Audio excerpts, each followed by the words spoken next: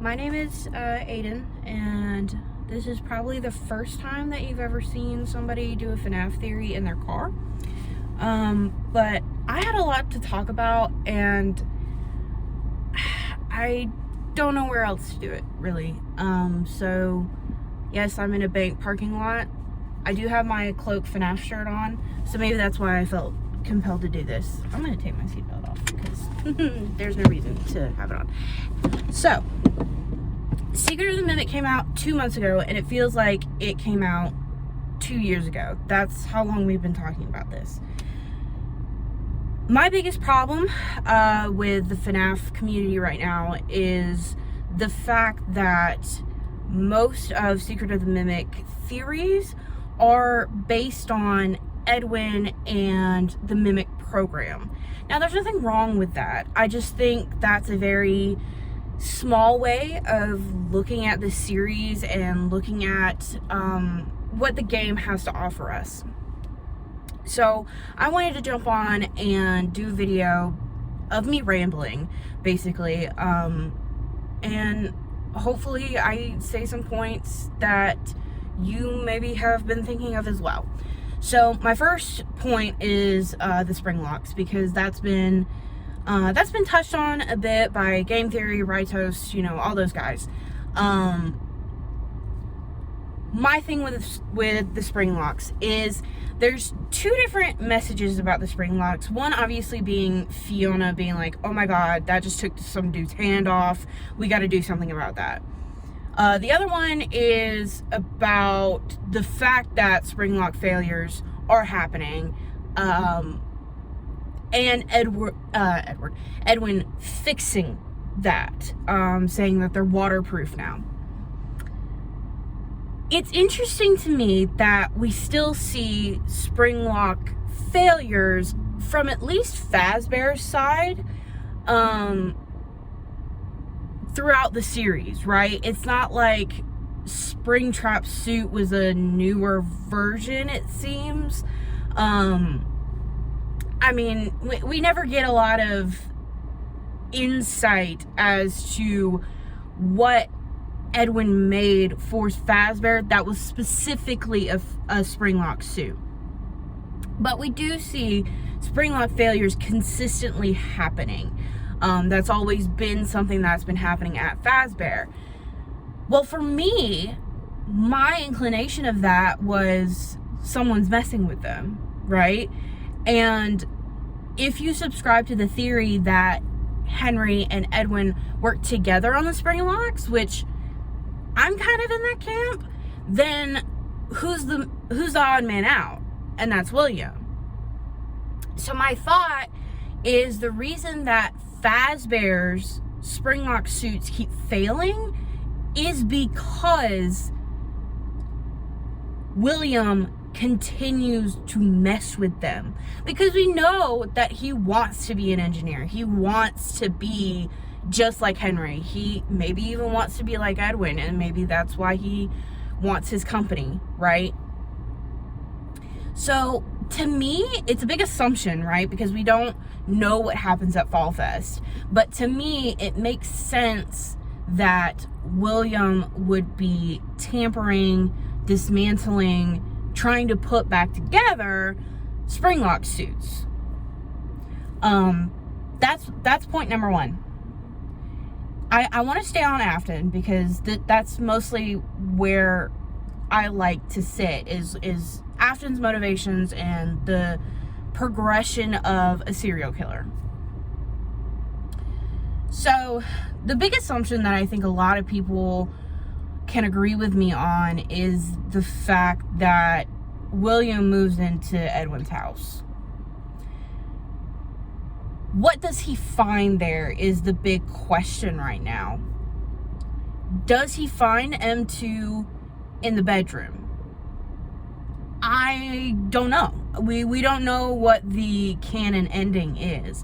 I think it makes sense, people's argument for the car crash ending. I'll call it that, because that's what happens to Arnold, is the Mimic causes a car crash and grabs the data diver and then leaves. that's the only one with the factory burning down, so it makes the most sense. But at the same time, we just don't know, right? So we can agree that William moves into the house. Whether or not he finds M2 there as David, really at this point, does not matter. Because there's something bigger. It's the basement. It is the factory itself. And I think a lot of people, including myself, have been like, that's the sister location bunker. And I think that's a fair comparison. I think that's what it was meant to be, is the sister location bunker, and showing this progression, right? So obviously FNAF 4 bedroom is the biggest piece of evidence for this. Right Toast recently put out a theory about how William and Fiona fit together. I don't think he moved her like he says, but I do think that they're onto something with the connection between William and Fiona. I think there's no way that Fiona was just hidden down there. Do I think that M1 played the games that we did? I don't know. That's something that came to me that I was like, because the question is, what is a game and what is real life, right? We don't really know. And obviously with like Help Wanted, I think it was Rye, but I don't remember.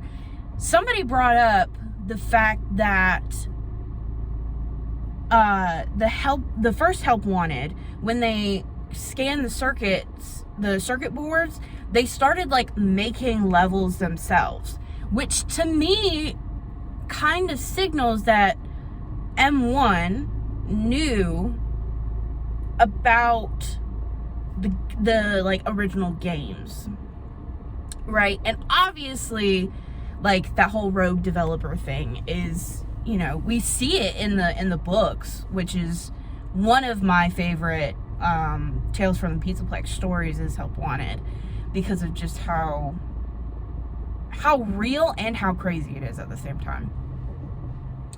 So my thought is that's another reason why there's a glitch trap, is because it is a coding of Afton working with Fiona, which is also why I think he uses the older suit. He doesn't use Springtrap, he uses that felt suit, right? So that's my theory on that. I do want to go back because I did forget about Fall Fest. How can you forget about Fall Fest?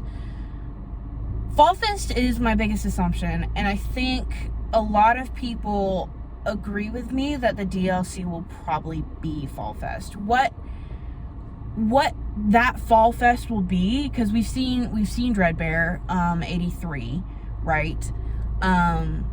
We've seen that, but we haven't seen the fire really that killed Fiona. I mean, we saw a fire in Help Wanted 2, which you know, obviously, again, Rye was talking about Mystic Hippo being an MCM product, and that makes sense as to why Help Wanted 2 would show a lot of that fire imagery if Fiona is reaching out to us, right, throughout the code. My thing about Fall Fest is, I think Fiona found out that she either found out or she suspected somebody was tampering with the FNAF, the Fazbear Springlock suits. That's why she says, I have to go there to make sure everything's okay. Because up until that point, the only real threat has been the Springlocks.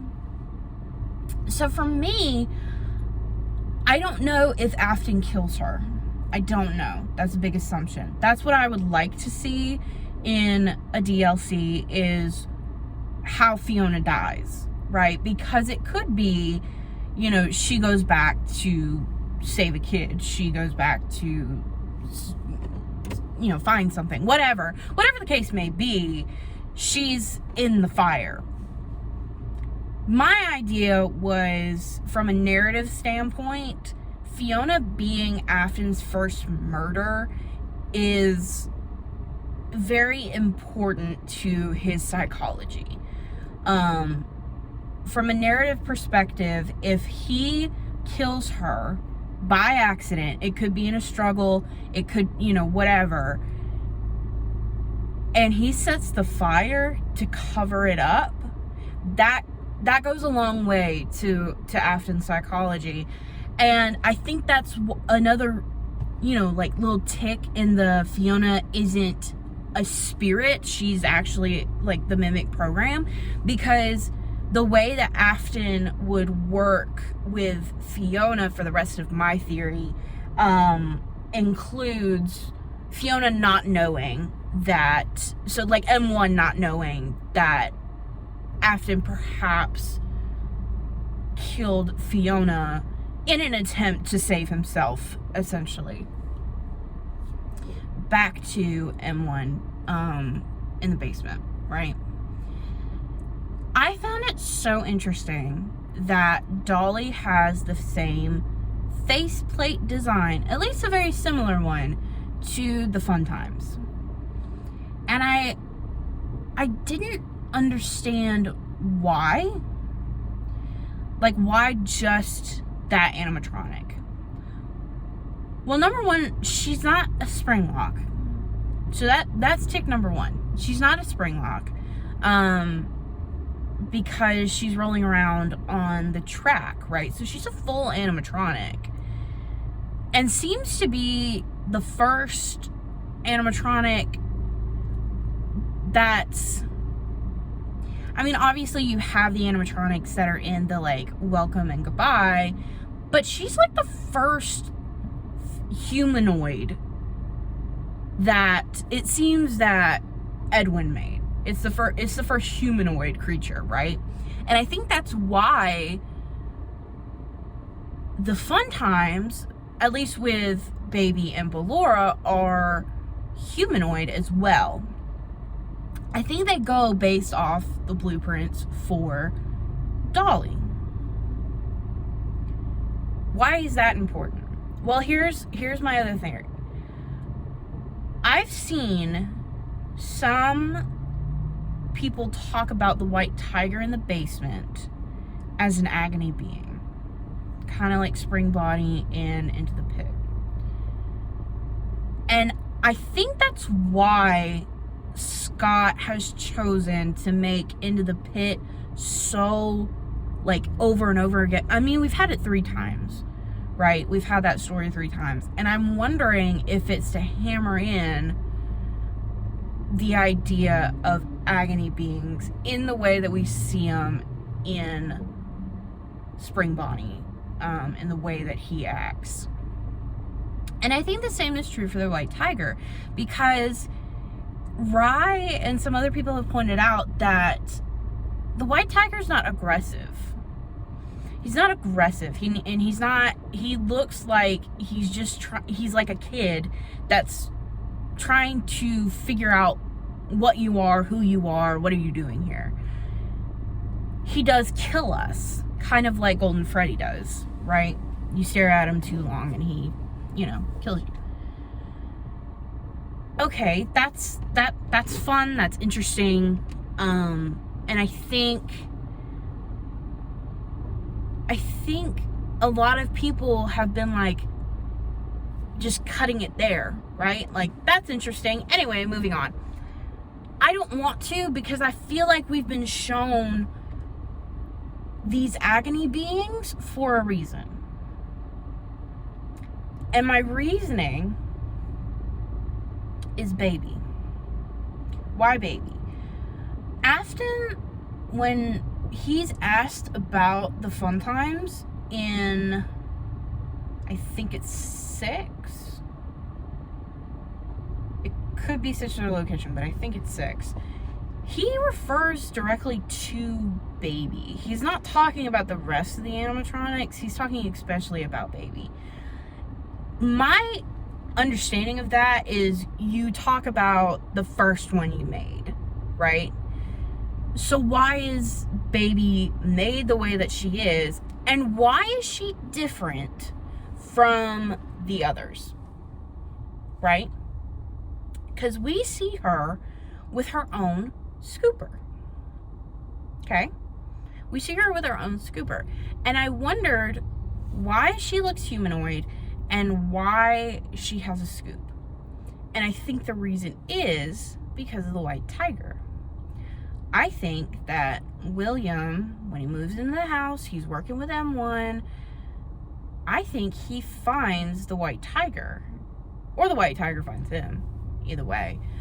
And I think he tries to use Baby and creates Baby for the explicit purpose of capturing the white tiger. I mean, we know that William is super curious about literally everything, right? So I don't think it's that big of a leap to say there's a ghost in the basement, I want to poke at it with a stick. And I think because the white tiger is attracted to humanoids, because here's the thing, we never see him and the mimic endoskeleton interacting, right? The white tiger only interacts with us, a human. And I think William figures that out too, is that when he goes, it interacts with him. So he makes a humanoid, uses the base of Dolly to make Baby.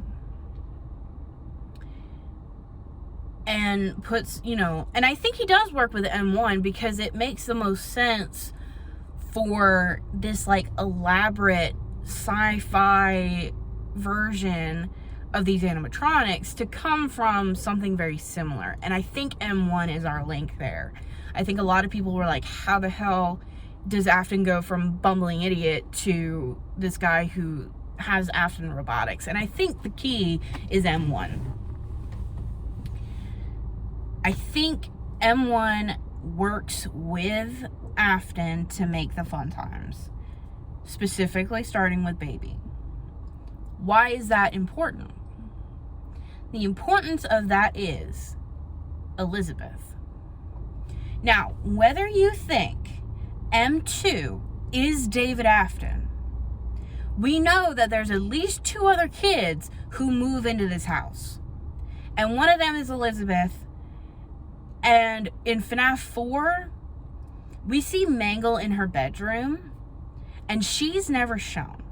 And I think there's a reason for that. And I think a lot of people are like, oh, well, she, maybe he's at her mom's house or whatever. I think she's dead. And here's why. If we have Baby being created very early on in the timeline to contain the white tiger,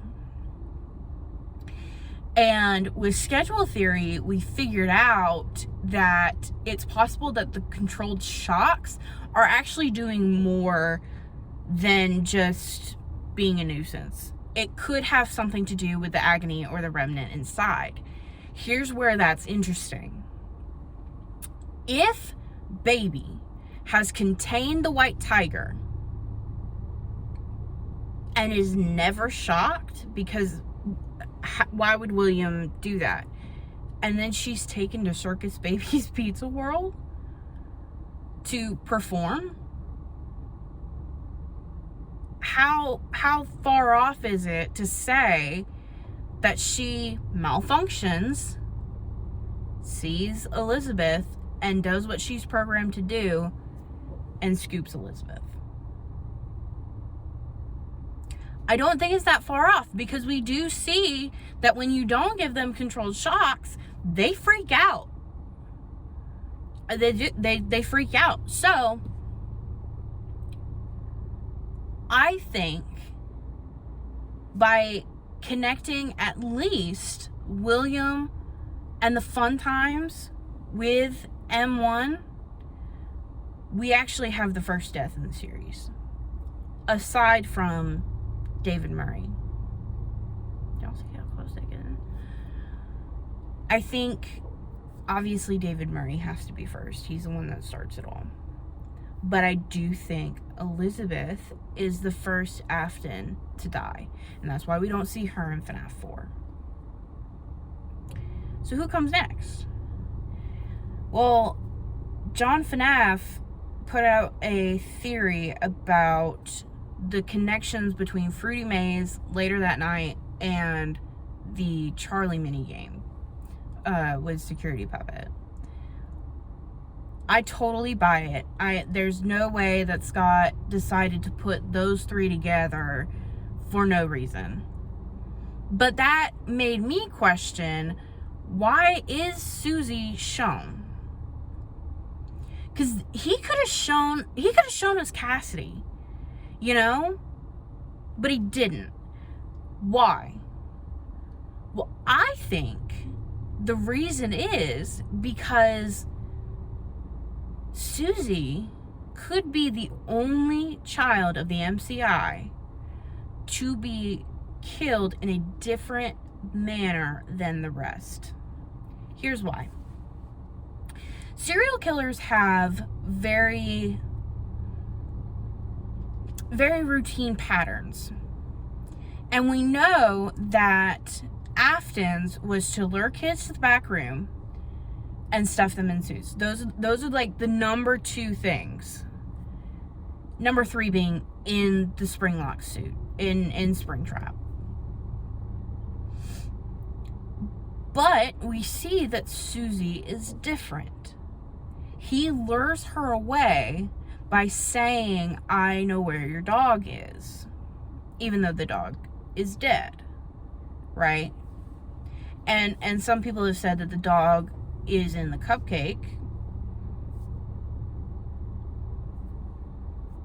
I'm not going to say anyone's wrong about that. I think that's interesting. But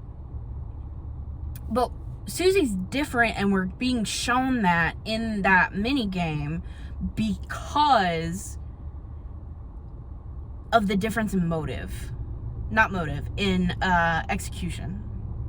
Because if all the other kids, all 4, were lured to the back room, murdered, and then stuffed in their prospective suit, then that's different, because we know that it could be as simple as, hey kid, follow me. But Afton wasn't confident with Susie. Why? Because it's his first murder. Now, that requires Fiona's death to be an accident, and I still do believe that. Because you have this man who maybe names people for fun. Maybe he's just like, I don't know, messing around. If Fiona does confront him about what he's doing, then it makes sense to me that he would then kill her out of fear of being found out. Susie would be the first murder that is planned. And it's because Baby showed him what Remnant can do. And how it's different from Agony. Because if the White Tiger is Agony and Baby is Remnant, then there's obviously a difference there. And I think Susie is his first murder that was planned and thought through, but he was nervous about it. And that's the key there. Because once he gets over the hump with Susie, he knows that he can do it again. So he kills the other 5.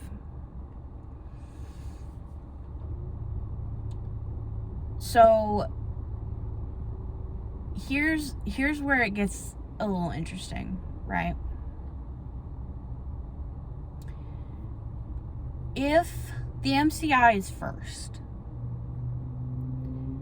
I have a hard time with FNAF 2, with the give gifts, give life minigame. But I think I finally figured it out. Because if the MCI is first, let's assume that their remnant did not transfer into the suits. Okay? That's a big assumption, but follow me on this. If Afton kills 5 children and it doesn't work, what then? Well, to be fair, I think I'd go to a bar called Junior's and get drunk myself. Because I think that's what happens. And I think that's why we see Susie's minigame connected to Charlotte's, connected to later that night. So, Charlie is killed because William Afton is drunk and angry. Now, most people think and thought that he kills Charlie out of revenge for Henry. But I don't think Henry has anything to do with this right now. The only thing that I think Henry is responsible for in this moment is the security puppet. I think Henry is the creator of the security puppet because of the MCI. It is a direct result of 5 kids going missing. Okay? And of course, who's really the one kid he wants to protect? His own. That's why the eyes are green and her bracelet is green. It's like, yeah, it's totally here to protect your kids, but especially mine. So, what happens? They cover up the puppet and they lock Charlie outside. Now, do I think they're the same bullies that are friends with Michael? I've seen that float around. I don't know. I think yes sometimes, and I think no sometimes. I feel like it'd be clearer. I think Scott would have made it clearer if they were supposed to be the same. So bully's gonna bully, I guess. You know, it's the 80s.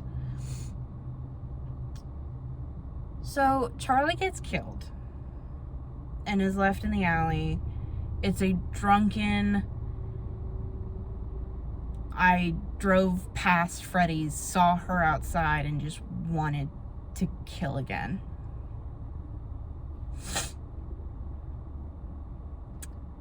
Then we cut to later that night. And Michael's on the couch. And who's gone? The crying child. Now, again, whether that's M2 or whether that's actually David Afton, I don't know. I think David Afton would be more likely to just open the window rather than break it in. I always thought that was an interesting detail, that it's shattered. Well, whatever. Who are the footprints outside? I actually think it's the White Tiger. Now, don't get me wrong. It could be Golden Freddy. It could be Cassidy at this point. I mean, but I still think it's the White Tiger, and I'll say why. And it's due to Cassidy, where she is, and where the other MCI are. I think that I don't think that give gifts, give lives have been retconned. I think the timeline's been changed, but I don't think it's retconned that minigame.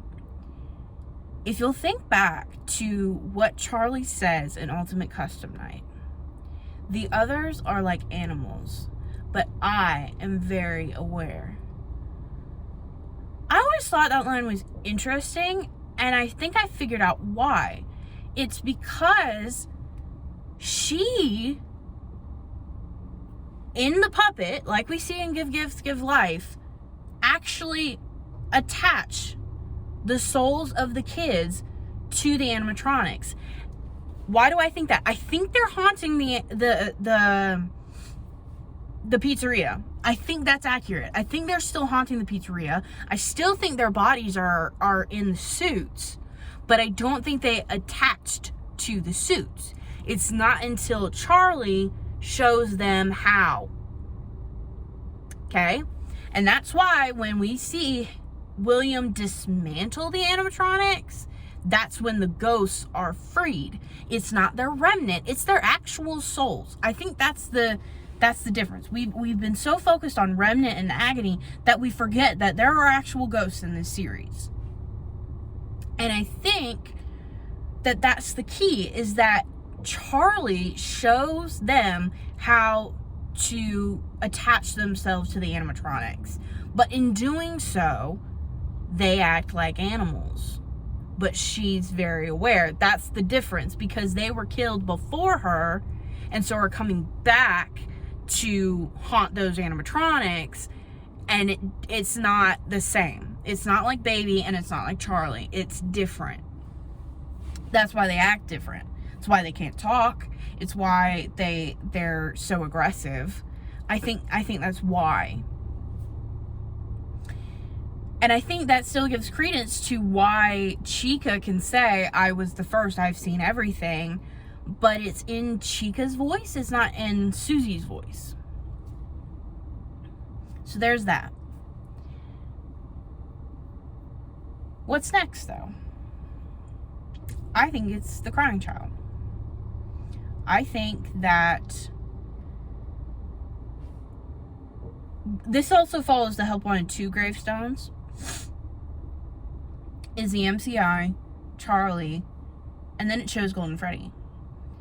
And I think that's because of the crying child. I think the crying child is the last in the timeline.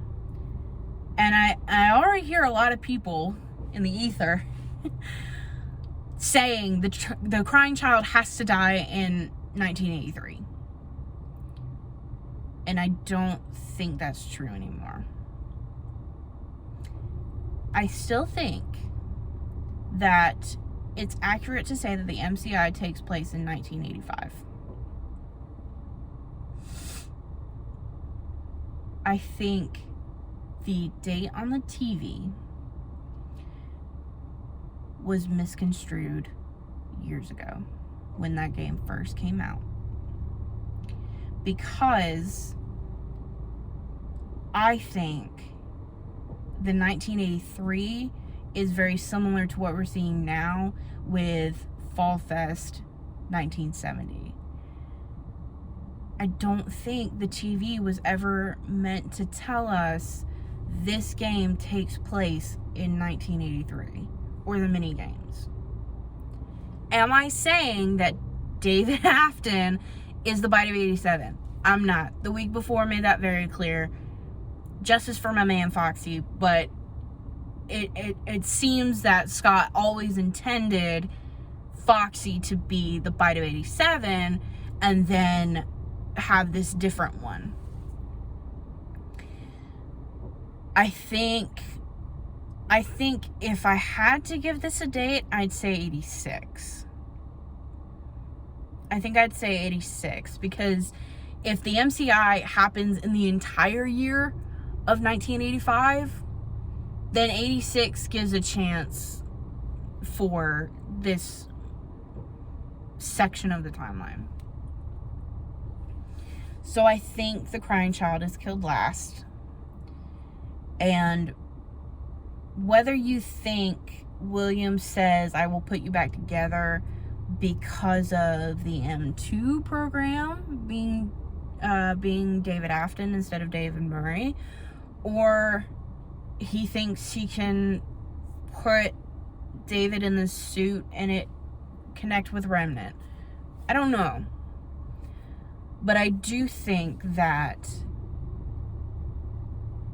the order of events now understood with Secret of the Mimic is Elizabeth, the MCI, Charlie, Crying Child.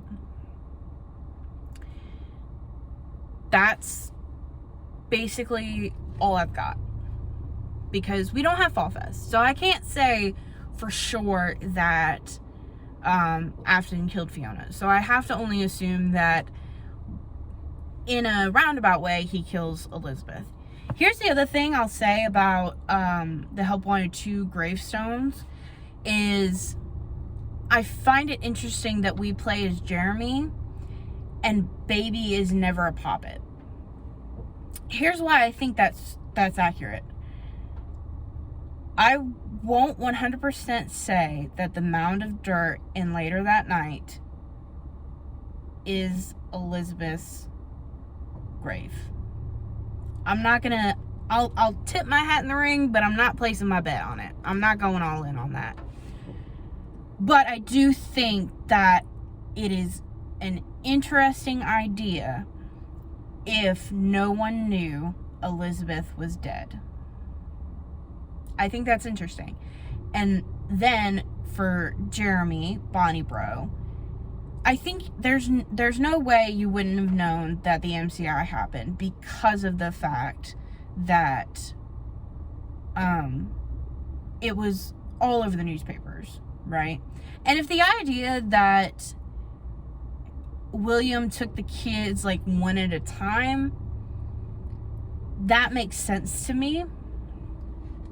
I think if it goes one at a time, then it makes more sense as to how Jeremy could know who is who, right?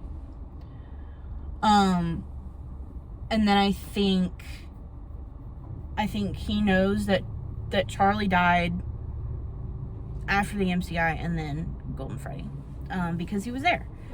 He would have been, a kid at that point, but he's still like a teenager, right? So he would have those memories of that time. And again, if Baby killing Elizabeth was never publicized,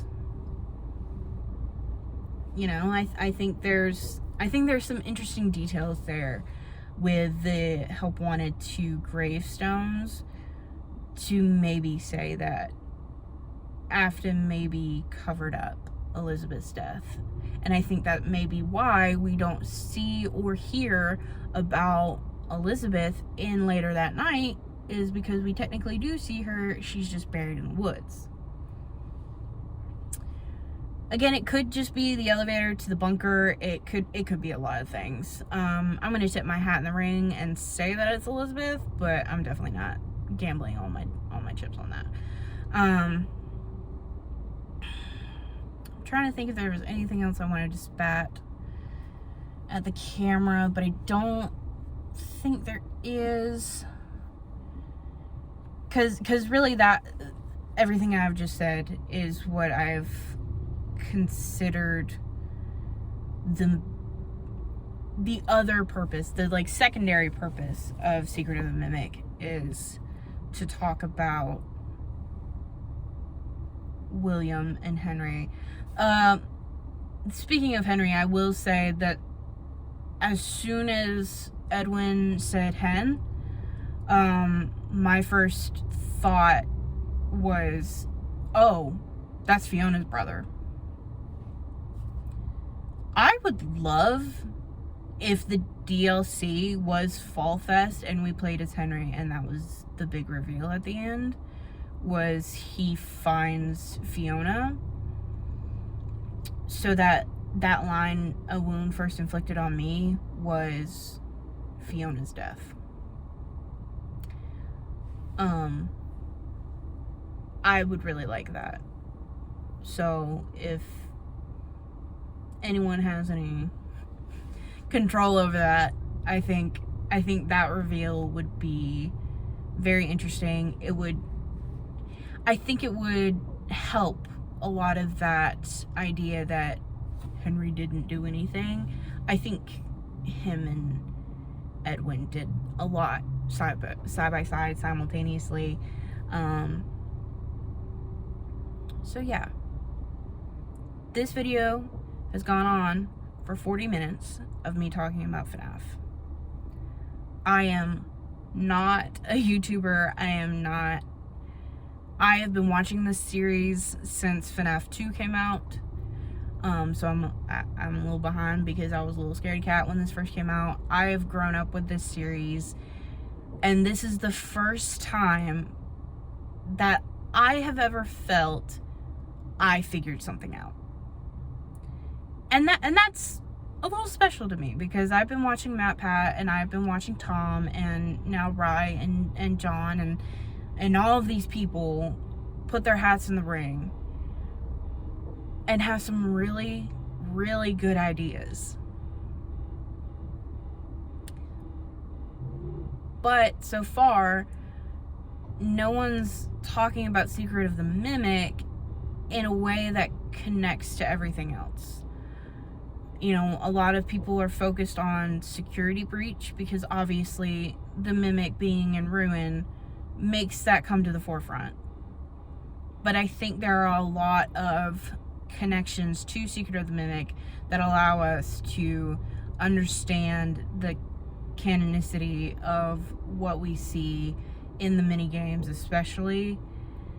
And I think it's gone mostly overlooked for what I consider way too long, especially because it's been 2 months. And every time I say that, I feel like it's crazy that it only came out 2 months ago. But I really do think that this is something that people need to consider, because our main antagonist is William, and to ignore what Secret of the Mimic means for his murders is to ignore a big part of what made FNAF so interesting. Because obviously it came out when people were very into true crime. So the idea of missing kids and all of this really stood out. And obviously the mystery aspect of all of this. But I think we're starting to get some answers. And I know that Moon.exe is a big hot point that a lot of people are focused on. I know obviously how the Mimic program works and all of that, but I wanted to just take this time, an hour of your time, to expound upon what it means to the rest of the canonicity of this series, because Help Wanted really went, scratch that, scratch everything you know, and listen to this story. And I don't mind the gameplay aspects being just games. I don't mind that. But I do think the story of Henry and William, and now Edwin and Fiona, is so important. And I don't think, so far, unless they decide to really reboot this whole series, starting with Secret of the Mimic, and just throw away everything that we know, I think everything that I've told you is the best logic narrative that can be connected as a through thread. I mean, it's totally possible that Steelwool would be like, actually, William was never a murderer. He was just some crummy building, business owner. I don't think they'll do that.